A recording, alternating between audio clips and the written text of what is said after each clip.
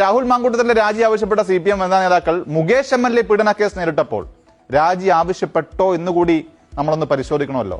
ഒന്ന് കണ്ടുവരാം. ഇതുമായി ബന്ധപ്പെട്ടുകൊണ്ട് പ്രത്യേകിച്ച് അറസ്റ്റ് ചെയ്യപ്പെടുകയും മുൻകൂർ ജാമ്യം തേടിയതിനാൽ അദ്ദേഹത്തിന് അറസ്റ്റ് ചെയ്ത് വിട്ടയച്ചു.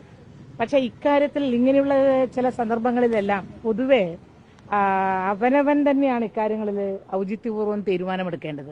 ആരെക്കുറിച്ചെങ്കിലും ഒരു ആരോപണം കേട്ട ഉടനെ തന്നെ നിങ്ങൾ രാജിവെക്കണമെന്ന് പറയാൻ സർക്കാരിന് പറ്റില്ല.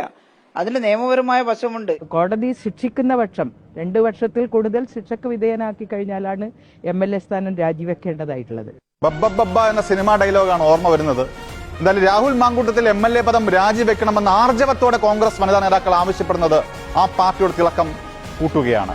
ഒരു MLA നഷ്ടപ്പെട്ടാലും ഇനി ആ സീറ്റ് പോയാലും കുഴപ്പമില്ല, ഇരകൾക്ക് നീതി വേണമെന്ന തിരിച്ചറിവ് ഇത്തവണയെങ്കിലും കോൺഗ്രസിലെ വനിതാ നേതാക്കൾ കൈക്കൊണ്ടത് പുതിയ തുടക്കമാണ്.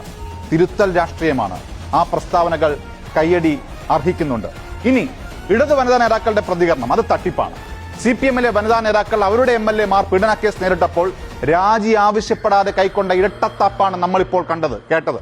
ഉസ്ബെക്കിസ്ഥാനിലെയും നിക്കരാഗ്വയിലെയും പോളണ്ടിലെയും ഇനി വടക്കേ ഇന്ത്യൻ സംസ്ഥാനങ്ങളിലെയും സ്ത്രീകൾക്ക് വേണ്ടി ഘോരഘോരം പറയുകയും എന്നാൽ കേരളത്തിൽ സ്വന്തം പാർട്ടിയിലെ MLA-മാർ ലൈംഗികാരോപണവും ലൈംഗിക കേസും നേരിട്ടപ്പോൾ ആ സഖാക്കളെ പൊതിഞ്ഞു പിടിച്ചവരാണ് ഇന്ന് വന്ന് വലിയ ധാർമ്മികത പ്രസംഗിച്ചത്.